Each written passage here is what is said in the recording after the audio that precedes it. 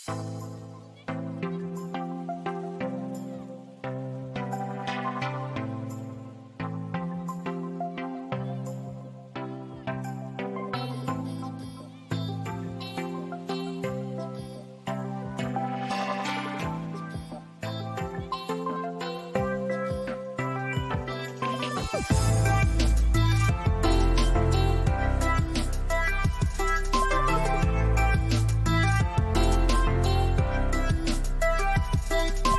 seu canal Rede Previdência passa a apresentar o programa Ao Vivo, Doutor.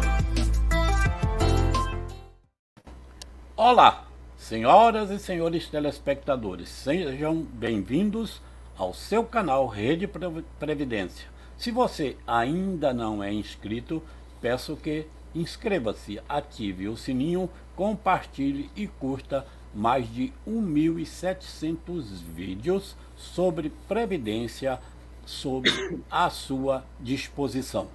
Sob a direção geral do Dr. Ricardo Souza e trabalhos técnicos de Ícaro Moreira e Rosa Araújo, o programa Ao Vivo Doutor debate hoje novas revisões de aposentadorias e pensão.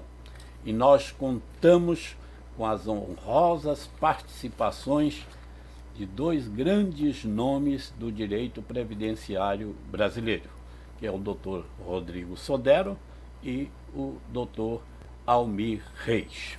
O Dr. Rodrigo Sodero, conhecido de todos, é claro, professor de direito previdenciário, advogado especialista em direito previdenciário e do trabalho, membro do G4, doutorando em ciências jurídicas e sociais e tantos outros desempenhos que ele tem que poderiam estar aqui abrilhantando o seu currículo. Doutor Rodrigo Sodero, seja bem-vindo. Foi difícil encontrarmos um espaço aí na sua agenda para que você pudesse visitar aqui o Ao Vivo Doutor. Doutor Ney, é verdade, viu? Primeiramente, boa noite ao senhor, Rosa, querido Almir, muito obrigado pelo convite, fico lisonjeado, peço desculpas por conta da minha agenda, você sabe que a gente vai criando um monte de compromissos, né? A gente quer dar conta de tudo, além dos compromissos profissionais, a família. Eu tenho um pequenininho aqui, que nasceu no dia 15 de setembro, o Bento, está pequenininho em casa, então também este meu dever saboroso, né? Esse dever saboroso de estar lá ao lado da minha esposa e dele cuidando e tal, nesses primeiros dias de vida. Mas, enfim, conseguimos um espaço e estamos aqui hoje para debater novas revisões de aposentadorias e de pensão. É um tema que eu gosto bastante. Ainda mais fazer isso ao lado de vocês, na companhia do meu querido amigo Almir Reis. Prazer. Bem, eu não citei no seu currículo e fiquei com medo de ser chamado a atenção, que você é palmeirense. Exatamente. Neste momento é ótimo, né? A gente sabe, quem gosta de futebol sabe que futebol é momento, né, Almir? Futebol é momento. Então, neste momento é ótimo para mim. Não é um bom momento, por exemplo, para a Alemanha, não é um bom momento para a Argentina, mas para o meu Palmeiras é. Então, o senhor fica à vontade. Olha, Rodrigo, por curiosidade, eu fundei há 20 anos atrás aqui um bloco carnavalesco e você está convidada a vir aqui. E por coincidência eu o fiz com um irmão de Rinaldo, ponta esquerda do Palmeiras, com um chute portentoso, que inclusive chegou à seleção brasileira. Então tem essa não é da sua época, né? Porque isso aí foi da época da academia do Palmeiras, na década de 60, ele deve ter passado lá por 64, 68.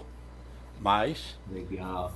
foi um destaque muito grande naquela época que se falava em Valdir, né, o goleiro, né, Djalma Santos, Djalma Dias, aquela academia, né, Dudu, Ademir da Guia, jogou um grande futebol.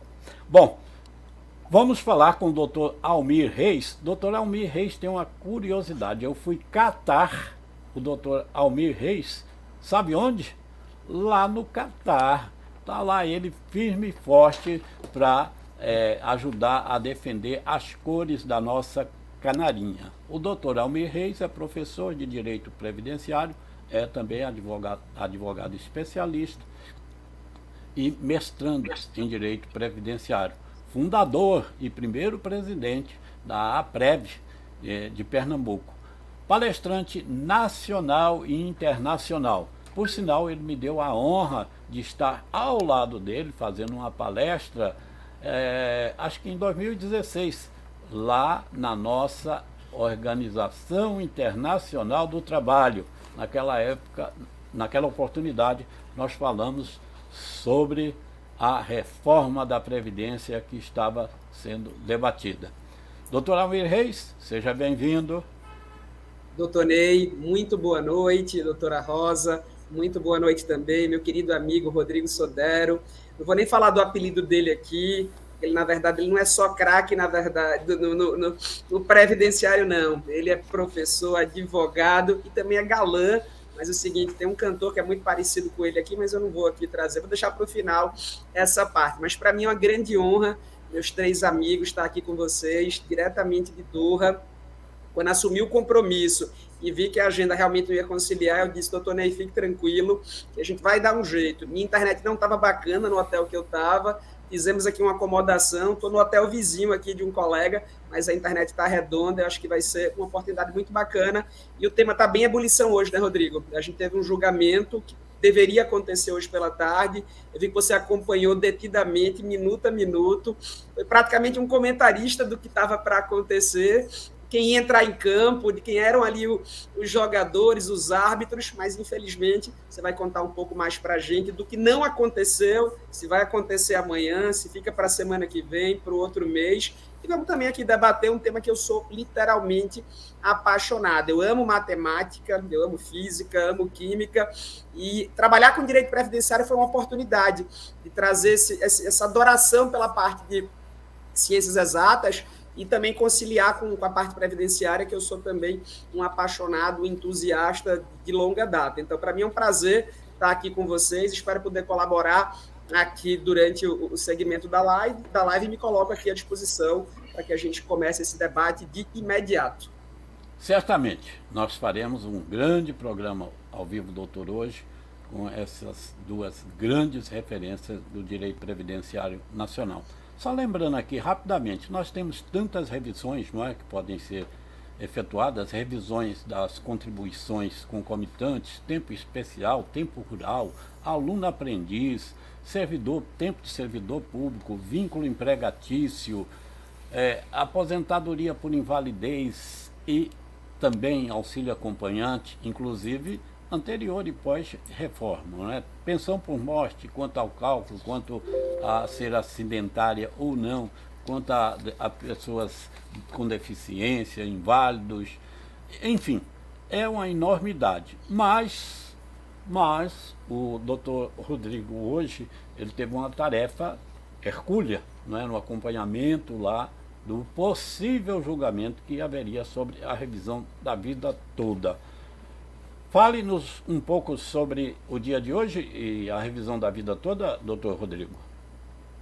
Falo sim, doutor Ney. Muito legal. Primeira vez que eu estou tendo a oportunidade de conversar com o senhor e neste resumo, antes de passar a palavra a mim, já foi possível entender o quanto o senhor conhece a matéria, né? Vai ser um desafio aqui falar para vocês. Bom, vamos lá. Revisão da vida toda. Um tema que está em pauta para ser julgado no Supremo Tribunal Federal há algum tempo. Nós tivemos um posicionamento positivo do STJ quanto à revisão. Foi o tema repetitivo 999. Então, o STJ entendeu pela possibilidade de extensão do período básico de cálculo para o período anterior à competência de julho de 1994. Então, nós tiramos aquela trava de julho de 1994, estendemos o período básico de cálculo e fazemos a média à época dos 80% maiores salários de contribuição do segurado, que é base de cálculo do benefício, né? Levando em conta esse período estendido e não só aquele PBC, aquele período básico de cálculo a partir de julho de 94. Às vezes isso é interessante numa minoria dos casos, né? Eu tenho uma estatística muito minha aqui do escritório, que em 30% dos casos a revisão da vida toda é interessante e nos outros casos não é, né? Seja em razão da aplicação do prazo decadencial, porque há um prazo de 10 anos para que a gente trabalhe com essa revisão, seja porque o cálculo é ruim, né? Ou seja, estendendo esse período básico de cálculo, levando em conta o período de contribuição anterior a julho de 94, para fazer a média dos salários de contribuição. Isso não ajuda o segurado, o cálculo é menor ou é igual. Então, essa questão julgada pelo STJ de que seria possível estender o período básico de cálculo e revisar os benefícios quando isso for mais vantajoso, foi julgada pelo STJ e agora chegou até o Supremo, né? O tema 1102 da repercussão geral. E tivemos algumas questões bastante curiosas no Supremo Tribunal Federal a respeito da revisão da vida toda, né, doutor Ney? O relator do tema 1102 da repercussão geral é o ministro Marco Aurélio, já aposentado. E antes de se aposentar, ele apresentou o seu voto no que nós chamamos de plenário virtual do Supremo Tribunal Federal, e ali o voto dele era favorável. Os outros ministros vou utilizar uma palavra moderna para isso, todos vão entender, acreditam, eles vão postando os seus votos ali no plenário virtual, né? Eles vão incluindo os seus votos, e nós chegamos num momento de empate, 5-5 nessa votação lá no Supremo Tribunal Federal, 5 votos favoráveis, 5 contrários, e faltava o voto do ministro Alexandre de Moraes, que fez um pedido de vista do processo para uma análise mais detida, né, da matéria em discussão. O ministro Alexandre de Moraes, então, agora, em 2022, ele apresenta o seu voto, de novo, abre lá o que nós chamamos de plenário virtual do Supremo, ele posta o seu voto, os outros votos que já haviam sido proferidos são reincluídos também no plenário virtual, e a gente tem um prazo regimental, né, de duração dessa sessão virtual do Supremo. Então, ficou aberto lá o plenário virtual por um período. E no último dia, faltando poucos minutos para fechar o plenário virtual, para que as portas fossem fechadas, né, nós tivemos um pedido de destaque feito pelo ministro Nunes Marques, e esse pedido de destaque ele tem um desdobramento que é tratado por uma resolução do Supremo, a resolução 642 de 2019, no artigo 4º, ela diz que quando é feito o pedido de destaque no processo, é reiniciado o julgamento no plenário físico. E ali, de plano, a gente enxergou um grande problema, porque o ministro Marco Aurélio se aposentou durante o julgamento da revisão da vida toda, quem assumiu a sua cadeira foi o ministro André Mendonça, e nós prevíamos, né, em razão do alinhamento do ministro André Mendonça com o governo atual, que a posição dele seria ruim, e teríamos, então, uma virada de mesa na revisão da vida toda, no caso de reinício do julgamento. Isso acabou iluminando, doutor Ney. Doutor Ney, se eu estiver me estendendo muito aqui, por favor, me interrompa. Tá? Não, por favor, vamos fazer esse panorama geral aí, inclusive eu quero incluir aí, ao final, eu quero que você diga qual é a sua expectativa. E se você me permitir, vamos cumprimentar Rosa Araújo e boa noite, Rosa, seja bem-vinda. Boa noite a todos, boa noite, doutor Rodrigo, doutor Almir, doutor Ney E aqui nós já temos várias pessoas cumprimentando à noite, doutor Ricardo Souza, doutor Délio, doutora Mary, doutora Cláudia, doutor Carvalho Júnior, doutora Mary de novo, todos cumprimentando aqui Seja- os debatedores. Sejam bem-vindos e vamos, então, voltar com a palavra ao doutor Rodrigo Sodero. Por favor, doutor. Nos bastidores, doutor Ney, a informação que nós tivemos foi de que houve uma movimentação bastante forte do governo, né, para que esse pedido de destaque do ministro Nunes Marques fosse feito, né, com esse desdobramento. Diz que houve uma comemoração muito grande, né, depois do pedido dele, né? Exatamente. E ficou claro, então, se tratar de uma manobra processual para uma virada de mesa, o que não é correto, né? Isso acabou iluminando, queridos,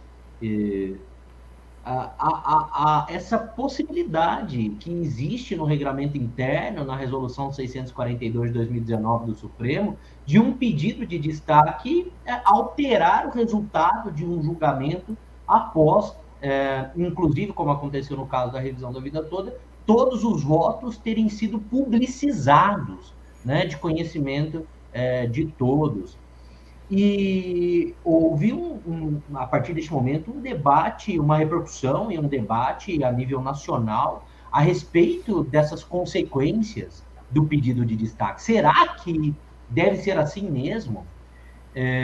Eu fui um dos professores, dos estudiosos que defendeu que, neste caso, há uma questão de preclusão lógica, de preclusão consumativa, de desrespeito ao princípio da colegialidade, e que deve ser invalidado, ou devia, né, ser invalidado o pedido de destaque por conta disso. Alguns amigos curi que trabalham no tema 1102 da repercussão geral, o IBDP, o IEPREV, por exemplo, se manifestaram neste sentido no processo, pela invalidade do pedido de destaque do ministro Nunes Marques, até que recentemente o STF, no julgamento de uma questão de ordem na ADI 5399, ele visitou essa questão, essa previsão interna, né, regimental, interna da resolução 642 de 2019. E o STF decidiu ali, na questão de ordem da ADI 5399, que no caso de pedido de destaque, o voto já proferido por ministro, que hoje não mais compõe a corte, ele deve ser considerado. E aí o voto do ministro Marco Aurélio deve ser considerado, né, no caso da revisão da vida toda. E que isso seria aplicado aos processos pendentes de julgamento, de finalização de julgamento, que é o caso da revisão da vida toda. Se cogitou ali nos bastidores também que... nos bastidores não, isso acabou acontecendo, foi publicizado, porque está no vídeo, né, todo mundo pode assistir, de alterar a resolução para, no caso de pedido, não ser possível um pedido de destaque quando os 11 votos já estão proferidos, os 11 votos já estão dados no plenário virtual. E não sendo possível o pedido de destaque, então, nessa hipótese, na revisão da vida toda, simplesmente nós teríamos a confirmação do placar do plenário virtual, ou seja, 6-5 em favor dos segurados dependentes, né, que lutam pela revisão no Supremo. Essa questão, ela acabou ficando ali para que eles debatessem futuramente, mas ficou decidido que o voto do ministro já proferido vai contar. E hoje, então, nós tivemos, esses dias atrás, nós tivemos a notícia de que o processo entraria na pauta de julgamento de hoje, entrou efetivamente, só que não foi julgado, né? Nós tivemos uma ADI apreciada, uma ação direta de inconstitucionalidade apreciada pelo Supremo, essa ADI tomou a pauta inteira e acabou a sessão de julgamento sem que a revisão da vida toda fosse apreciada. A gente fez uma cobertura, né, do julgamento pelo IBDP, eu estive lá junto com outros professores a partir das 14 horas, saí agora há pouco, e não há ainda uma confirmação para aqueles que estão curiosos com relação a isso, se na pauta de amanhã, que começa às 9h30 da manhã, se será incluído ou não o julgamento da revisão da vida toda. A gente sabe que vai começar o dia do STF amanhã por uma ADPF, uma ação de descumprimento de preceito fundamental que trata do Dia da Consciência Negra e tal. A ministra Rosa Weber já adiantou isso durante a sessão de julgamento de hoje. E nós estamos lá nos bastidores, o pessoal do IBDP, a bem da verdade, o Diego Cheruli, a Gisele Krauchinchim, buscando essa informação, se amanhã a revisão da vida toda entra ou não entra na pauta. Se eu tiver essa notícia durante o nosso bate-papo aqui, eu informo vocês. Bom, em suma, foi isso. E a sua expectativa, se julgado amanhã ou o dia que for julgado, é de que ela deverá ser procedente? Então, doutor Ney, para mim há um recorte temporal no julgamento da revisão da vida toda. A partir do momento que o Supremo Tribunal Federal decide, na questão de ordem da ADI 5399, que o voto do ministro já proferido anteriormente ao pedido de destaque, independentemente dele fazer parte ou não mais da corte, né? Ele deve ser computado, ele deve ser considerado. Para mim, não há dúvidas de que o voto do ministro Marco Aurélio deve ser considerado na revisão da vida toda, e o ministro André Mendonça não vota. Então, este é um ponto. Nesse sentido, eu vejo dois cenários possíveis. O primeiro, o processo é remetido ao plenário presencial, tendo os demais ministros, fora o ministro Marco Aurélio, claro, que já se aposentou e o voto dele é computado, a oportunidade de votar novamente e, eventualmente, alterar os votos já proferidos. Então, este é um cenário. O que eu espero que não aconteça uma alteração no sentido do não acolhimento da tese por nenhum ministro que votou anteriormente. Acho que isso não seria interessante para esses ministros, né? A gente não está, para qualquer ministro, a gente não está num cenário normal aqui. Eu não vejo, doutor Ney, doutora Rosa, doutor Almir, nenhum problema de, antes da aprovação do resultado, os juízes, desembargadores, ministros, enfim, alterarem votos já proferidos. Mas num cenário, doutor Ney, doutora Rosa, doutor Almir, num cenário normal, na revisão da vida toda, a gente não está vivendo um cenário normal. Eu, como no lugar dos ministros do Supremo, ficaria muito incomodado agora de mudar a minha posição, e espero que eles tenham este incômodo, espero que os ministros se incomodem de mudar uma posição, da posição já tomada, do ponto de vista negativo agora, em razão de eventual pressão feita pelo governo neste momento. Nós sabemos, olha o que aconteceu hoje, Almir. Foi feito um intervalo no julgamento da ADI, que estava acontecendo, né? E o intervalo seria de meia hora, o intervalo foi de mais de 1 hora.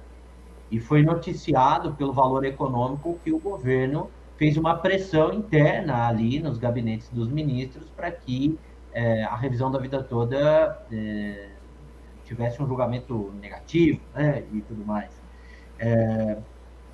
Não acredito que os ministros sucumbirão a essa pressão neste momento. Acho que não vai ser legal para eles, não vai ser bom para a imagem do Supremo Tribunal Federal, não vai ser bom para os ministros pessoalmente. Então, o que eu espero, doutor Ney?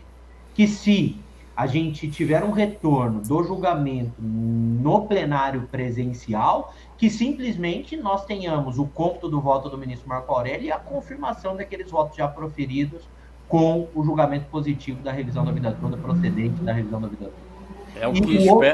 É o que espera, né? Milhares e milhares de aposentados por este país, não é?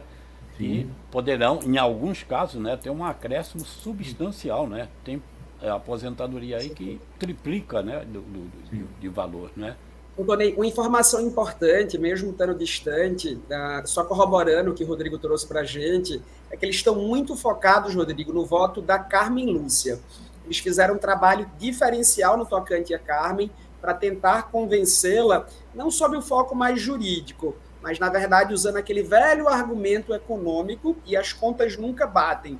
Se a gente verificar a conta que foi feita por entidades independentes do possível impacto econômico, o número não chega a uma dezena de milhões de reais. O último número trazido pelo governo, no último parecer trazido aos autos, essa conta já está na casa das centenas de bilhões de reais, né, ao longo dos próximos anos. Então, acho que o grande trabalho do governo, a essa altura do campeonato, acho que dificilmente algum ministro muda o voto. Se você pegar os 6 que votaram a favor da tese, eles verificaram uma fragilidade, ou pelo menos uma possibilidade de convencimento da Carmen, e estão tratando detidamente. A informação que a gente teve é que ela escutou todo mundo, logicamente ouviu todo mundo com muito respeito, como ela faz com todas as partes, mas o que a gente sabe é que o IBDP, a título de exemplo, que estava lá hoje presente no julgamento, não teve o mesmo tipo de acesso concedido ao governo federal, concedido à AGU. Então, eles puderam entrar, puderam dialogar com todos os ministros, mas trabalhando especificamente o voto da Carmen sobre esse foco de quebrar o país. Olha, é uma decisão que vai comprometer as contas públicas para as 2, 3 próximas gerações. Isso, logicamente, pode ter um peso. A gente sabe que toda vez que tem um caso dessa magnitude no Supremo Tribunal Federal, o governo simplesmente ele chuta um número e depois manda, na verdade, os técnicos construírem uma fórmula para tentar chegar naquele número. Eles chutam um número que vem a assustar, que vem a mostrar para o Supremo Tribunal Federal que uma canetada, na visão deles, que é como eles tratam essa matéria, pode inviabilizar o país ao longo dos próximos anos, das próximas décadas. Eu só corroborando o que o Rodrigo disse, apesar do julgamento tecnicamente não ter acabado naquele momento, acho que o ministro Nunes Marques pediu vista do processo, faltando cerca de 30 minutos para o encerramento formal da sessão. Lógico, naquele momento algum ministro poderia ainda mudar o voto, poderia flexibilizar, trazer talvez ali uma transição, ou até mesmo mudar, sair de um voto favorável para um voto contrário, mas era altamente improvável que isso acontecesse. Então, foi uma manobra não jurídica numa situação como essa. Claro que ele jogou dentro das 4 linhas, porque o regramento à época permitia. E antes da formalização do encerramento, ele pedisse o destaque, e o destaque remeteria o processo para o julgamento físico, abandonaria o plenário virtual e viria para o plenário físico. Mas na minha humilde visão, se a gente pegar todos os princípios informadores do direito previdenciário e da própria Constituição Federal, não é aceitável que se proceda dessa forma um julgamento tão importante para toda a sociedade brasileira, um julgamento aí que impacta milhares de aposentados brasileiros. Então, a minha expectativa para amanhã, Rodrigo, é que, infelizmente, o julgamento não aconteça, porque no momento que ele chama a DPF para julgamento amanhã, se a gente pegar o tempo que você vai ter de sustentações orais, de leitura do voto do relator, é muito improvável que haja tempo hábil para a continuidade do julgamento, ainda que agora a Gisele e o Diego confirmem que logo depois da DPF a gente vai conseguir votar a revisão da vida toda. O Jogo do Brasil amanhã, no horário aqui de 10 da noite, então creio que é 4 horas do Brasil. Mas o plenário, eu acho que vai funcionar até o quê? 1 hora, 1h30, 2 horas no máximo. Eu acho que o Supremo não vai estender muito a sessão de julgamento durante o dia de amanhã. Então, começando 9h30, acho muito improvável que tenhamos tempo hábil. Agora, a minha expectativa, assim como a tua, Rodrigo, assim como a do Tonei e de grande parte dos previdenciaristas, é que efetivamente os ministros não sucumbam a nenhum tipo de pressão política para mudança de voto. Eu acho que esses números que foram trazidos, da forma como foram trazidos, não são corretos, não são adequados, e há um contraponto desses números pelas entidades que estão funcionando como amigos da corte. Então, a minha expectativa é muito boa, é muito positiva no sentido de que, mesmo que a alteração que não permite mais que o ministro Nunes Marques repita o procedimento que ele teve no julgamento da revisão da vida toda, mesmo sendo posterior à alteração, e seja, logicamente, já aplicável para esse julgamento. Então, muitos sustentaram que teria aí uma preliminar, a alteração foi posterior, não se aplica esse caso. Não acredito que isso prevaleça, não acredito que o ministro André Mendonça vá poder efetivamente votar nesse julgamento, e também não acredito em nenhum tipo de alteração nos votos eventualmente já proferidos.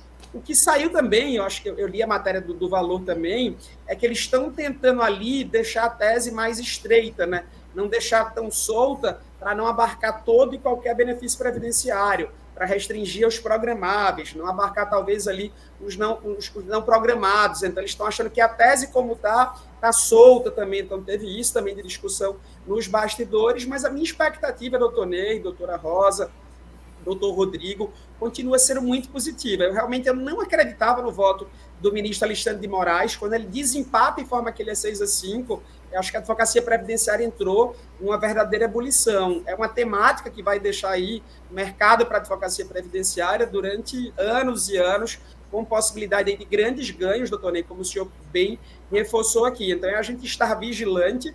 Não sei se o Rodrigo tem alguma informação já da Gisele ou do Cheruli sobre o despacho agora com a ministra Rosa, né, se vai realmente pautar para amanhã, se fica para um outro momento, mas ainda que não seja concluído amanhã, eu não acredito que ministro do Supremo Tribunal Federal, sobretudo os 6 que já proferiram o voto, que eles venham voltar atrás, que eles mudem voto, que eles cedam à pressão de governo.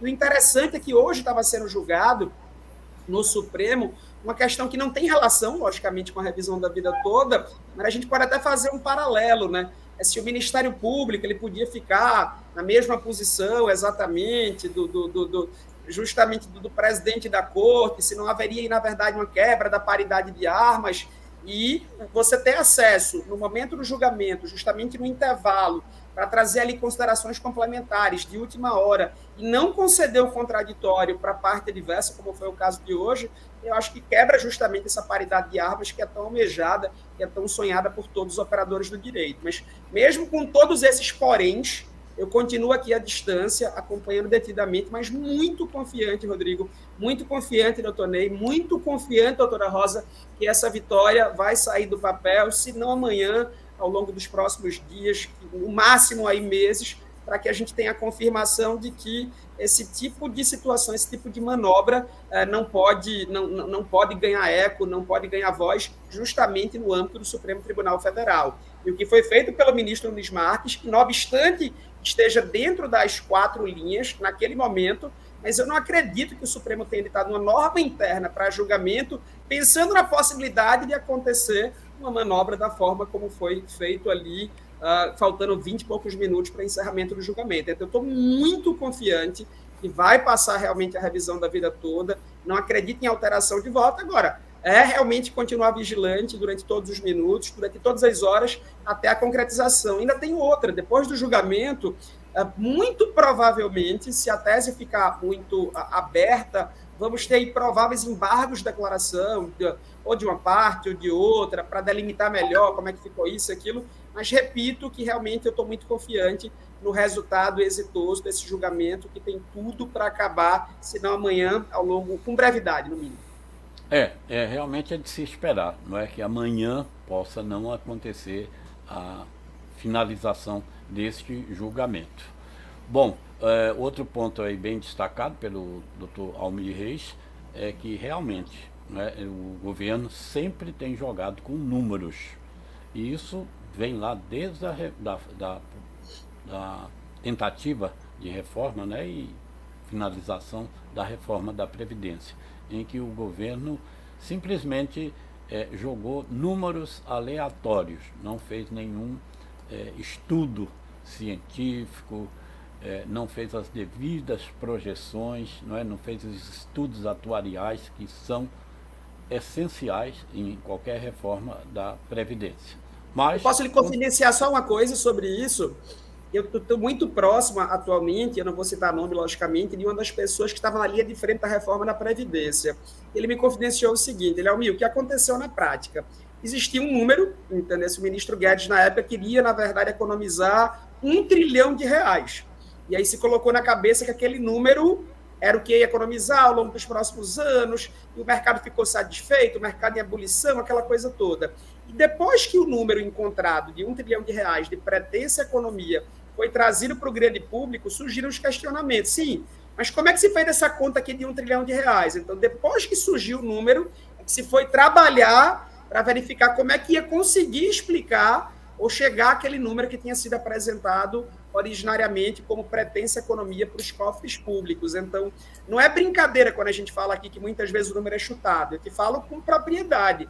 Basta tu imaginar aqui, Rodrigo, Ney, Rosa, o que o governo falava que economizaria com a reforma da Previdência ao longo desses 3 anos que já passaram, e quanto efetivamente foi economizado. Então, você vê que tem uma discrepância gigante entre a estimativa e o que de fato foi orçado e o que de fato foi gasto durante esses 3 anos de aniversário da reforma da Previdência. Então, claro que, logicamente, você faz aí um trabalho estatístico, você faz projeções que nem sempre batem, mas com a divergência, com a distorção que a gente teve, quando faz um confronto entre o que foi pensado e o que foi efetivamente concretizado, a diferença é muito grande. Então, não dá para trabalhar com seriedade no tocante a um assunto tão sério para todo o país, sem seriedade no tocante às contas. E, infelizmente, ao menos nesse aspecto, a postura do governo não vem sendo retilínea, não vem sendo correta, não vem sendo adequado, não vem sendo o que a sociedade brasileira espera de um governo, seja de direita, de esquerda ou de centro. Tudo que a gente quer, na verdade, é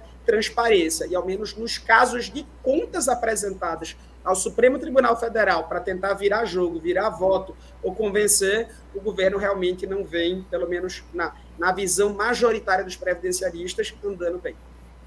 Não podemos admitir que esse jogo político, né, venha a prejudicar a milhões e milhões de segurados da Previdência Social, que justamente contribuem para que tenha a sua segurança, principalmente na sua velhice. Bem, doutor Ney, sobre esse assunto já tem uma pergunta aqui. Posso fazer? Pode trazê-la. E tá, vou dizer tem mais doutores cumprimentando aqui, doutora Andréa Tavares, Eric Marques, e Nilo Tavares faz a pergunta. Boa noite. Se for aprovado, como ficaria a aposentadoria de um empregado público, entre parênteses, seletista, que se aposentou, por exemplo, em 2013 e continua trabalhando?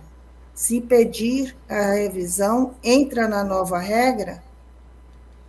Pois não, doutor Rodrigo, quer responder? Sim, posso responder.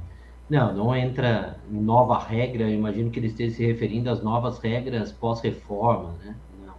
O recálculo do benefício, o que há é um recálculo do benefício, né? Se faz um novo cálculo do benefício, o benefício não muda, é aquele lá de trás, né? Ele continua, o benefício em si intacto, o número dele não muda, nada muda. O que a gente tem é uma alteração do cálculo, e só do cálculo. Então, a gente estende, a gente tira ali a trava do mês de julho de 1994, estende esse período básico de cálculo, refaz a média dos seus salários de contribuição, levando em conta, inclusive, aqueles anteriores a julho de 1994, no caso, os 80% maiores salários de contribuição, foi o que a INSS já fez. Só que a gente estende esse período básico de cálculo, refaz a média, e aí, isso é importante também que se fale, viu, doutor Ney? A gente já de alguma maneira, tocou nesse ponto, mas nem sempre, aliás, na minoria dos casos, a revisão é vantajosa, né? Então, é importante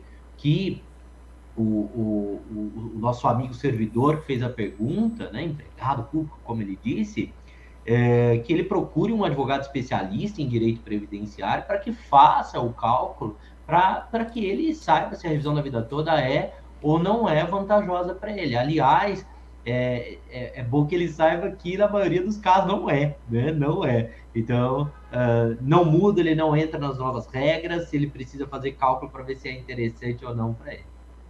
Inclusive, você pode refazer os cálculos e pode ver que às vezes vai dar uma diferença de R$50 no benefício que ele recebe, de 200, de 500.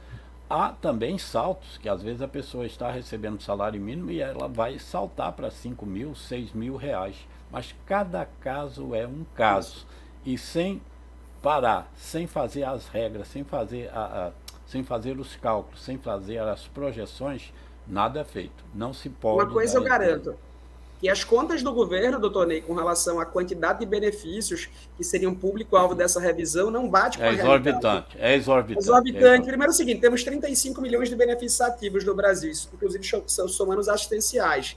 Se eu delimitar os benefícios programados, é muito menos da metade desse número.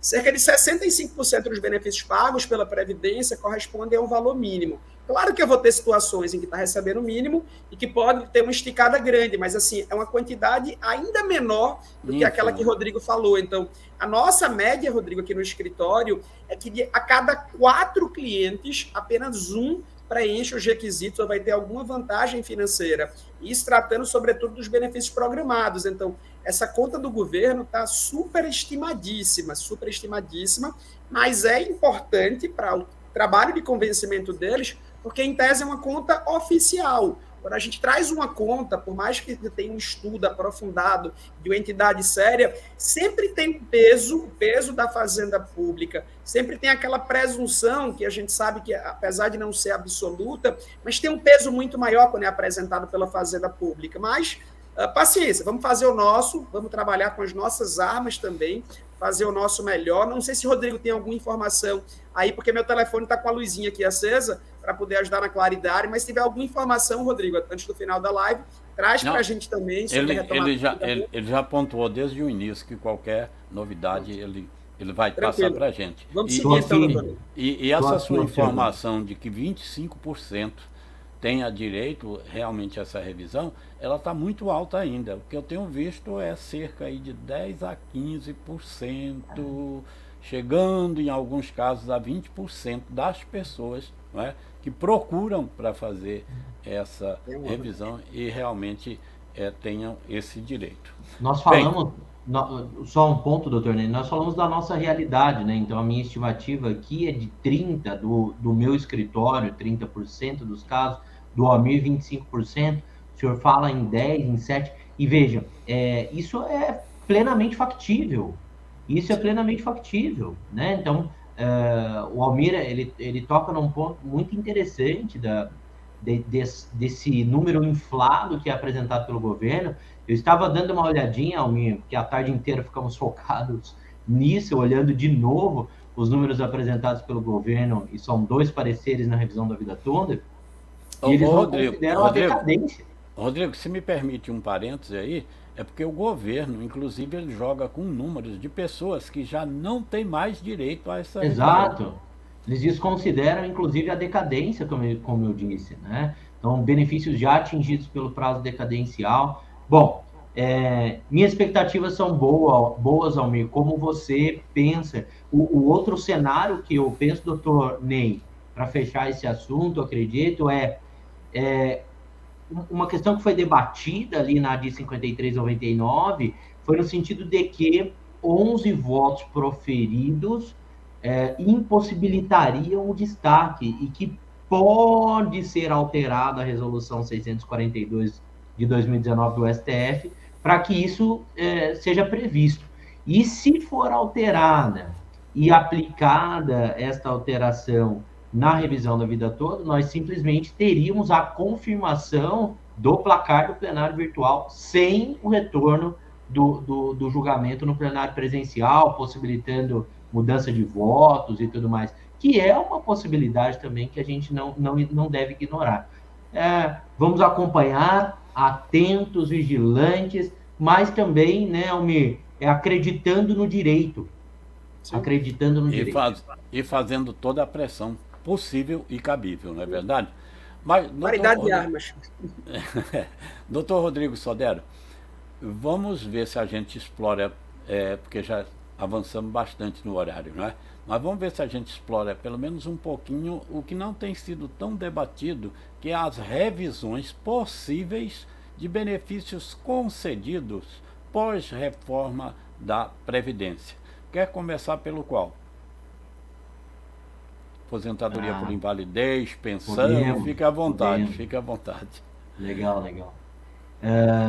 Nós sabemos que muitos benefícios... A reforma da Previdência, ela trouxe para a gente impactos na maioria das vezes, negativos, né, nos benefícios previdenciários, ou com mais dificuldade de acesso, ou seja, os pressupostos de elegibilidade, os pressupostos de concessão ficaram mais rígidos, é mais difícil você chegar lá, alcançar os requisitos para a concessão de determinados benefícios, ou ainda, os benefícios tiveram seus valores reduzidos, né? A forma de fazer o cálculo dos benefícios acabou sendo impactada muito pela emenda constitucional 103 de 2019. Vejo aqui a aposentadoria por incapacidade permanente, né? Aposentadoria por invalidez não acidentária, com um impacto gigantesco no cálculo. Pensão por morte, também com impacto gigantesco, com a ressalva quanto à alíquota da pensão nos casos de existência de dependente inválido ou com deficiência intelectual, mental ou grave. E a aposentadoria especial também, com um cálculo bastante reduzido no pós-reforma, né? A aposentadoria por incapacidade permanente não acidentária, o B32, né, a previdenciária, como alguns preferem dizer, teve a alíquota de cálculo reduzida de 100% para 60% mais 2% a cada ano de tempo de contribuição completo, além dos 15 no caso da mulher e além dos 20 anos de tempo de contribuição no caso dos homens. Isso significa dizer, se me permita o exemplo, doutora Rosa, que se a doutora Rosa, por exemplo, se aposenta por incapacidade permanente, aposentadoria por invalidez não acidentária hoje, e ela tem até 15 anos de tempo de contribuição, a alíquota de cálculo do benefício dela vai ser de 60%. Se eu me aposento com tempo de contribuição por incapacidade permanente não acidentária, com um tempo de contribuição de até 20 anos, a minha alíquota de cálculo do benefício vai ser de 60%.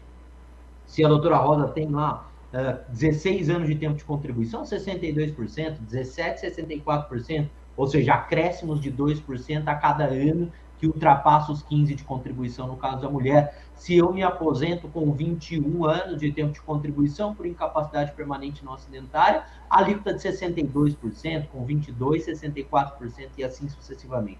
Mas uma alíquota extremamente reduzida, né? E coincidência ou não, o que nós começamos a perceber foi o INSS concedendo muitas aposentadorias por incapacidade permanente, convertendo auxílios doenças, agora auxílios por incapacidade temporária, né, que haviam sido concedidos antes da reforma da Previdência, em aposentadoria por incapacidade permanente no pós-reforma. E isso gerando um prejuízo gigantesco para os segurados, inclusive com o valor da aposentadoria inferior àquele recebido a título de auxílio-doença. Bom, daqui a gente tem algumas revisões decorrentes, né? A primeira importante aqui ora, se a incapacidade total e permanente para o trabalho, que é fato gerador da aposentadoria por invalidez, por incapacidade permanente, ocorreu até 13/11 de 2019, lá nos termos do artigo 3º da emenda constitucional 103 de 2019, que trata do direito adquirido, né? A gente deve ter este benefício calculado conforme o regramento anterior. E isso é mais interessante, com a alíquota de 100%, com a média dos 80% maiores salários de contribuição e não com a média de todos, né? Como uma mudança também trazida pela emenda constitucional 103. Então, uma tese revisional, doutor Ney, para a gente começar, importante aqui, a tese revisional do direito adquirido no caso da aposentadoria por incapacidade permanente não acidentária, cabendo ao advogado fazer a comprovação de que a data de início da incapacidade total e permanente, ela estava lá até 13/11 de 2019. Já estão surgindo alguns entendimentos e eu confesso que eu tenho alguma dificuldade de segui-los, no sentido de que, se o auxílio doença era anterior e simplesmente por conta disso, anterior à reforma, foi concedido até 13/11 de 2019, Isso significa que a incapacidade, no sentido lato sensu, geral, a incapacidade laboral já existia, e se essa incapacidade laboral já existia, mesmo o benefício de aposentadoria por incapacidade permanente, tendo sido concedido depois da reforma, que a norma que regeria o cálculo seria anterior. Vi 2 decisões nesse sentido até agora, uma do TRF da 4ª Região e uma sentença de 1º grau de Goiás, Juizado Especial Federal de Goiânia. Mas com relação a isso, eu ainda não estou convencido, sabe? Digo como doutrinador, como professor, né? Como advogado, obviamente, se eu precisar trabalhar a tese, eu vou trabalhar a tese, né? Agora, para mim, a questão probatória importante, onde a gente tem que focar como advogado, é a incapacidade total e permanente para o trabalho já ocorreu, já existia até 13/11/2019. E assim a gente tem um recálculo da aposentadoria por incapacidade permanente. Bom, então essa é a primeira tese que eu gostaria de trazer, depois posso falar de outro. Sim, importante. E o doutor Rodrigo mostrou aí muito bem, a aposentadoria por invalidez, que agora é chamada por incapacidade permanente, ela, antes da reforma, ela tinha 100%, não importava o tempo em que você tenha contribuído. Não é uma coisa programada, diferentemente de uma aposentadoria por idade. Então, pós-reforma, só vai ter o 100%. A mulher, se tiver 35 anos de contribuição, só vai ter 100% na aposentadoria por invalidez, lembrando mais uma vez, não acidentária, se tiver contribuído por 40 anos. É uma pancada. Doutor Almir Reis, aquela decisão da turma recursal de Sergipe, não é? Sobre pensão por morte, o senhor acredita que ela possa vingar? Honestamente, eu acreditava que sim. Rodrigo, um detalhe importante, doutor Ney, também, é que a gente tem sempre decisões da turma recursal de Sergipe inovadoras, interessantes. E como a gente precisa, em sede de juizado, de paradigmas, para levar as matérias para a TRU, para a TNU, então Sergipe, que é um estado pequenininho aqui do Nordeste, é sempre referência para a gente. É uma turma recursal muito atuante e muito qualificada. Então, a turma recursal de Sergipe foi uma das pioneiras do país, junto com o Rio Grande do Sul, declarando a inconstitucionalidade do artigo 23 da emenda 103 de 2019, no tocante ao cálculo da pensão por morte. Também foi uma das primeiras a proferir decisão no tocante ao cálculo da inconstitucionalidade do artigo 26, que trouxe aquele novo cálculo da aposentadoria por incapacidade permanente. Então, nessas 2 teses, durante muito tempo, Rodrigo, eu coloquei muita fé. Acho que os argumentos eram muito substanciosos, a violação aos princípios da razoabilidade, da proporcionalidade, da vedação ao retrocesso social, da irredutibilidade do valor dos benefícios, da isonomia, da dignidade da pessoa humana, da forma como estavam externados nos precedentes, me davam a confiança, a segurança de que as teses tinham tudo para vingar. No entanto, hoje, eu já tenho outra opinião, Rodrigo. Eu já tenho outra opinião, doutor Ney e doutora Rosa. E o porquê?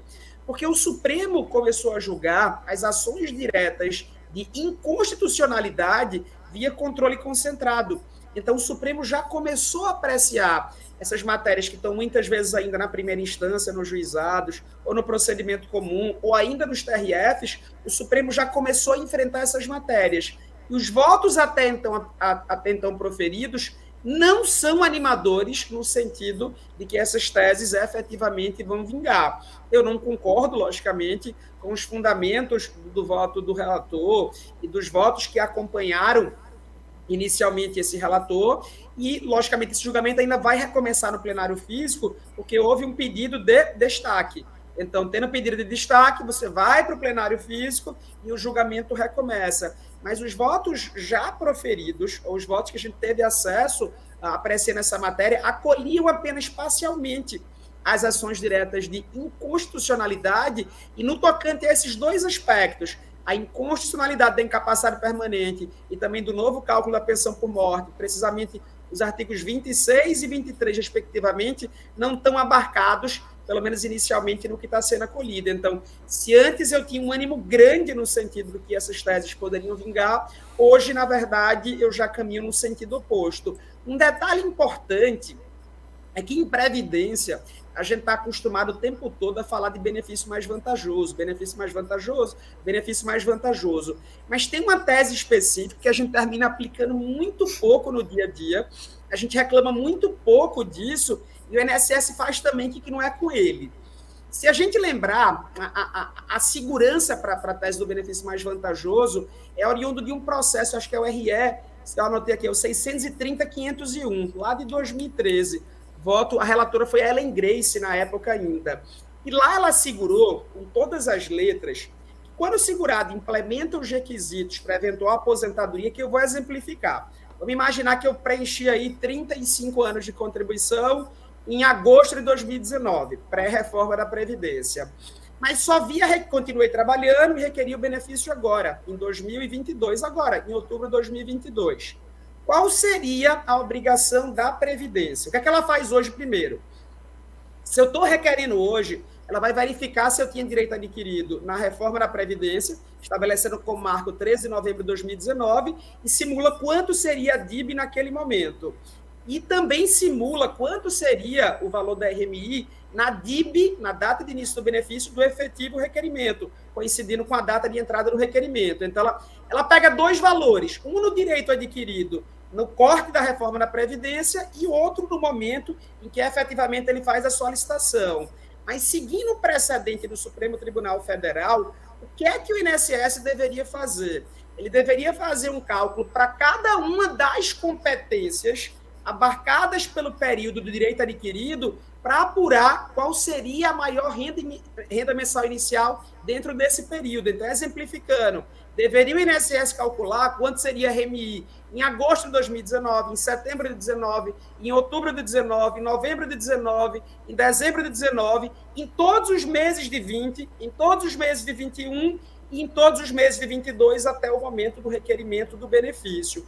Aí você fala, mas a minha diferença é grande. Eu já encontrei diferenças substanciais, já encontrei diferenças pequenas. Então, o INSS simplesmente ele nega completamente a existência do precedente e continua se atendo ao cálculo tão somente com base nos marcos temporais do direito adquirido, mas apenas um, que ele corta na reforma da Previdência, e também do momento da solicitação expressa do benefício. Então, uma tese interessante para trabalhar nos momentos anteriores e posteriores à reforma da Previdência é você delimitar dentro daquele período do preenchimento do direito você preenche os requisitos ao benefício até o momento da solicitação, qual a competência exata, qual o marco temporal exato que você teria uma renda mensal inicial mais favorável e pedindo que, com base no precedente do Supremo e com base na própria legislação federal, que é muito clara sobre essa matéria, o INSS efetivamente aplicasse, considerasse a renda mensal inicial que fosse mais benéfica para o segurado naquela competência específica dentro daquele período do direito adquirido. Então, isso é interessante, porque a gente fala muito disso em aula, a gente fala muito disso em live, mas na prática, eu vi poucas ações e poucos sistemas de cálculo, inclusive, eles conseguem apurar exatamente qual o melhor momento, qual a melhor competência para que você possa ter a melhor renda mensal inicial para o cliente. Doutor Rodrigo Sodero, tem explorado essa tese? A gente faz os cálculos aqui, né? Numa minoria dos casos a gente acaba encontrando alguma diferença, mas nos meus casos, mas é interessante, né? Esse é um tema de repercussão geral também, é o tema 334 da repercussão geral, que trata do melhor benefício, né? E realmente é competência por competência que a gente tem que verificar, você está certíssimo. E com relação à tese de inconstitucionalidade da alíquota de cálculo da pensão, de 50% mais 10% por dependente, eu tenho acompanhado muito de perto as decisões de Sergipe desde o início, sabe? Eu tenho algumas ações distribuídas no Brasil sobre isso, assim, bem diversificadas mesmo, em vários estados. E nenhuma sentença, Almir, olha que curioso, nenhuma sentença ainda foi proferida. Curiosamente, Sergipe eu não tenho, mas nenhuma sentença foi proferida nas minhas ações. Mas eu O que é que tu acha, acredito... Rodrigo, do Supremo, o que ele está apreciando na DI, dos votos até então proferidos? Tu concorda com essa linha? Desculpa. Cara. Você sabe tão bem quanto eu que essas ADIs que estão sendo apreciadas no Supremo, é a 6254 e outras, né? E tem um monte de ações diretas de inconstitucionalidade, elas tratam do regime próprio de previdência social, né? Só que a gente sabe que a sistemática é a mesma, adotada aqui no regime geral. Então, pau que bate em Chico, bate em Francisco, né? Se falar não lá, vai falar não aqui. E realmente, a gente teve 2 votos, por enquanto, um do ministro Luiz Roberto Barroso, relator, e o outro do ministro Fachin, e o ministro Lewandowski pediu vista. Então, olha o risco que corre, Almir. Como não é destaque especificamente, eu até abri aqui para ver, porque eu fiquei na dúvida se era vista ou destaque. E como é vista, ele poderia voltar até para o plenário, virtual. Bom, mas enfim, o que a gente tem lá sobre essas duas questões, né? Primeiro, pensão por morte. É a mesma questão do regime próprio que a gente vê no regime geral. Então, a gente tem que torcer para que os outros votos sejam interessantes, né? E que sejam a favor, então, da inconstitucionalidade da alíquota de 50% mais 10%, com o retorno, entre aspas, da alíquota de 100%. Vamos ver. Realmente, os 2 primeiros votos não são animadores, né?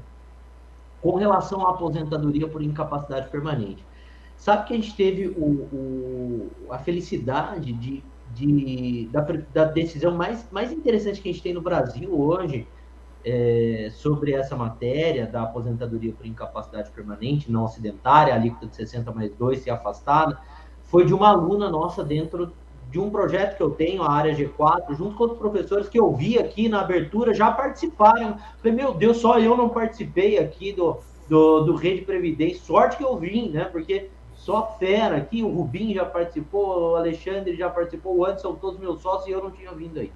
E a gente tem lá a área G4. Alguns deles por mais de uma vez, viu? Figurinha repetida. E a gente teve uma decisão da TRU, da 4ª Região, de relatoria do professor Daniel Machado da Rocha, que inclusive participou também, porque me lembro dele na vinheta, de uma aluna nossa, a Cristiane, onde foi reconhecida pela TRU, pela TRU, né, da 4ª Região, a inconstitucionalidade da alíquota de cálculo da aposentadoria por incapacidade permanente. A gente tem um aluno nosso, Almir, que num processo dele, no caso da Cristiane, transitou em julgado, o INSS renunciou ao prazo recursal, ela também acabou transitando, que foi essa primeira decisão mais importante. Mas a gente teve um caso de um outro aluno que o INSS interpôs incidente de uniformização, a TNU, e a TRU admitiu o incidente, e ainda não foi feita a análise de admissibilidade pela TNU, e a gente está acompanhando. Então, essa é uma questão importante, né? Mas sobre o Supremo, o que o Supremo julga lá nas ADIs sobre a aposentadoria por incapacidade permanente? É um pouco diferente, mas pode refletir. Lá no artigo 26, parágrafo 3º, inciso 2 da Emenda Constitucional 103, a gente tem a previsão de que, no caso da aposentadoria por incapacidade permanente acidentária, ou seja, aquela decorrente de acidente do trabalho em sentido amplo, acidente típico, né, doença ocupacional, a alíquota continua sendo de 100%. E daí, o que há de alegação nas ADIs, Almir, é no sentido de que há uma inconstitucionalidade por omissão, porque as doenças graves, e também no caso da deficiência grave, também deveriam estar presentes, né, na exceção do inciso 3 do parágrafo 2º do artigo 26 da emenda. Então, não só os benefícios de natureza acidentária, mas também doenças graves e deficiência grave. E daí, quando o ministro Luiz Roberto Barroso vota a respeito disso, ele fala o seguinte, aqui está o problema, né? Ele fala assim, olha, isso fica ao bel prazer do constituinte derivado reformador, né? Se ele escolhe uma alíquota de 60% mais 2%, tá tudo bem, porque ele pode estar tutelando ali, protegendo alguém que contribuiu muito pouco para a Previdência, então a exceção fica por conta do Constituinte derivado do reformador. Quando ele fala isso, a exceção fica por conta e tudo mais, claro que ele está, de alguma maneira, chancelando a alíquota de 60%, a constitucionalidade da alíquota de 60% mais 2%, com todos os argumentos que nós temos contrários a ela. Então, esse realmente é um problema que a gente tem. Tomara que o julgamento não prossiga nessa toada, né, com posicionamentos ruins. Sabe qual a minha esperança hoje, para ser muito franco contigo? A nível legislativo. A nível legislativo, a gente teve uma oscilação agora de governo, assume um governo que tem, pelo menos, uma perspectiva mais social, de reconquista, de retomada de direitos. Então, hoje, minha esperança é muito maior a nível legislativo do que a nível judiciário para essas duas matérias. E olha que eu tinha fé realmente nas duas, acho que os argumentos eram muito substanciosos, mas hoje, vendo a essência do voto do Barroso, ele pode não tocar diretamente, mas ele vai passando, e vai deixar muito pouco. Então, assim, acho que os argumentos vão ser utilizados por analogia e ele deixa tudo a critério do legislador. Concordo com você. A reversão é possível e cabível. E ela tem razões fundamentadas. Concordo com o Almir, e até porque, né, Almir, é legal a gente falar aqui que o caput desse dispositivo que a gente está trabalhando aqui, do artigo 26, né, da emenda, quando tratamos da aposentadoria por incapacidade permanente, é no sentido de que até que lei discipline a matéria, o cálculo é assim, né? Então, uma lei ordinária pode resolver a questão. Né? Perfeito. Exatamente Correto. Isso. Bem, dona Rosa, estamos chegando, né, ao final do nosso programa. Tem só as pessoas aqui cumprimentando, dando boa noite, parabenizando pelos palestrantes. Tá? Realmente. Fomos premiados hoje com essas duas grandes Só fera. Só fera. Bom, doutor Rodrigo Sodero, suas considerações finais. O primeiro que passa muito rápido, né? Primeiro que a gente poderia ter mais tempo. Mas foi um prazer conversar um pouquinho com vocês sobre as teses revisionais mais atuais, né? A gente teve um dia aqui que a revisão da vida toda acabou ganhando muito espaço, né? Então, não tinha como a gente iniciar os trabalhos sem tocar no assunto da revisão da vida toda, que é o tema do momento. Fizemos bem, é isso. E as teses revisionais e de inconstitucionalidade a partir da reforma estão aí, a gente precisa trabalhá-las. Falamos aqui sobre algumas perspectivas que eu acho que são muito significativas a partir dessas ADIs que começam a ser julgadas pelo Supremo.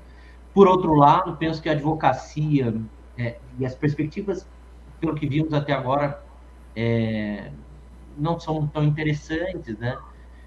Por outro lado, eu acho que a advocacia é uma atividade meio, então a gente precisa trabalhar enquanto a tese está aí, a gente precisa colocá-la em prática, mas sabendo dos riscos, porque também isso é importante que a gente coloque para os clientes e tudo mais.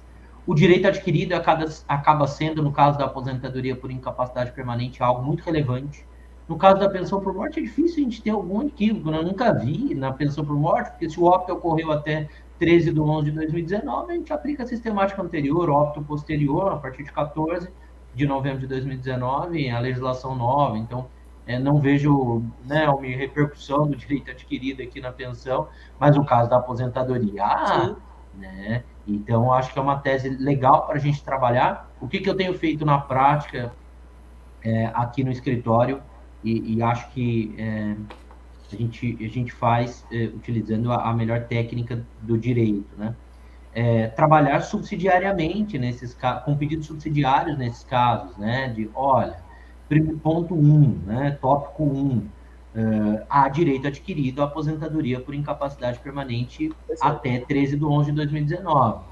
Caso não seja reconhecido este direito, subsidiariamente, a gente tem uma questão de inconstitucionalidade da alíquota. Então, trabalhar ali, tanto na causa de pedir quanto no pedido, com as duas questões de forma subsidiária e seguirmos na luta. Tomara que numa outra oportunidade a gente possa voltar a falar sobre esse assunto aqui que é tão interessante. Muito obrigado pelo convite, prazer conversar com todos vocês.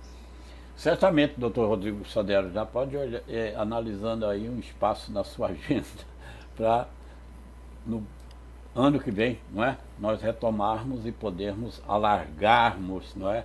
Esse debate tão saudável sobre as revisões e até mesmo atualizar, não é? Os acontecimentos que estão seguindo e que sejam os melhores possíveis. Doutor Almir, coincidência, veja aí, vou até me afastar aqui um pouquinho. Vai aprontar alguma coisa. O senhor vai aprontar alguma coisa. Esse quadro que eu estou utilizando aí de fundo, foca aí no quadro, Ícaro, foca aqui em mim. Vou fazer igual da Atena, a tela em mim, câmera em mim, câmera em mim. É a justiça, né? A deusa da justiça, mas vestida com a bandeira de Pernambuco, olha aí. Não ficava no seu escritório esse, na sua sala? Ficava. Foi esse sua sala. Eu achei linda eu acho lindo esse quadro, então trouxe aqui. E aí essa polêmica toda aí que deu no Catar, né, tá aqui no nosso ao vivo, doutor, de hoje. Mas, doutor Almir, o que o senhor deseja destacar aí nessa finalização? Eu acho que Rodrigo foi cirúrgico, preciso, concordo com tudo que ele trouxe aí para a gente, e um detalhe importante, é que muitas vezes dá para resolver sem perícia médica, essas situações da incapacidade permanente. Quando tu pede cópia do laudo pericial que justificou a transformação, a conversão em aposentadoria por incapacidade permanente, já está o reconhecimento do próprio INSS que a incapacidade é pretérita, e mesmo assim, como a conversão está acontecendo no momento posterior, ele estabelece o regramento novo como marco, quando na verdade deveria obedecer o direito adquirido. Então, muitas vezes dá para resolver sem precisar da perícia judicial, que no juizado federal, muitas vezes, não é tão boa, não é tão interessante. Então, antes de protocolar o processo, vai lá no meu INSS, pede cópia do laudo judicial que justificou a concessão ou a conversão em aposentadoria por incapacidade permanente, e vai conseguir resolver o processo, fugindo, inclusive, da prova pericial. Então, são muitas possibilidades, são muitas alternativas, há algumas situações que dá para trabalhar o aumento do tempo de contribuição da pessoa, tem algum tempo que foi esquecido pelo INSS, e no passado, o tempo de contribuição para benefício não programado não tinha muita relevância, porque não ia alterar absolutamente nada. Hoje, não. Um período do Exército, um período especial, período que eventualmente não teve contribuição, mas está na carteira, ou que você trabalhou. Então, tem várias ou inúmeras variáveis que podem influenciar no resultado final. Então, o tempo é muito curto, terminou que a revisão da vida toda tomou quase todo o tempo, mas a gente volta num outro momento para debater, para esmiuçar mais, e aí trazer ponderações que podem ajudar a advocacia no seu mistério diuturno. A Rede Previdência agradece a presença de vocês e certamente precisamos que vocês retornem para que possamos ampliar tanto esses assuntos debatidos hoje como novos assuntos. Eu quero chamar a atenção de vocês, público, de que excepcionalmente nós teremos um Ao Vivo Doutor na próxima quarta-feira. O programa Ao Vivo Doutor já há 3 anos, é sempre a cada 15 dias, mas excepcionalmente nós teremos na próxima quarta-feira um debate sobre a aposentadoria especial no regime próprio de previdência social, com ao menos Dr. Ricardo Souza, esse grande craque, não é, Almir, no regime próprio de previdência social, e também com a nossa Ana Isabel Jordão. Tá aí o card, anotem aí, ó, dia 30/11, próxima quarta-feira, às 19 horas. Quero lembrar-lhes que das segundas às sextas-feiras, às 18 horas, a Rede Previdência apresenta o programa Notícias Previdenciárias. São 10 minutos de notícias para atualizá-los sobre os acontecimentos do dia. Mais uma vez, reforçando os agradecimentos a Rosa Araújo, ao Dr. Rodrigo Sodero, ao Dr. Almir Reis e a vocês que prestigiaram aqui esse debate, os nossos agradecimentos, e peço que se inscrevam, ative o sininho para que possam ser informados dos acontecimentos trazidos pela Rede Previdência. E lembrando que Rede Previdência, esse é o seu lugar. Até a próxima. Tchau. Doutor Ney, doutora Rosa, Rodrigão, até a próxima, se Deus quiser. E amanhã são 2 vitórias, o Brasil e, se Deus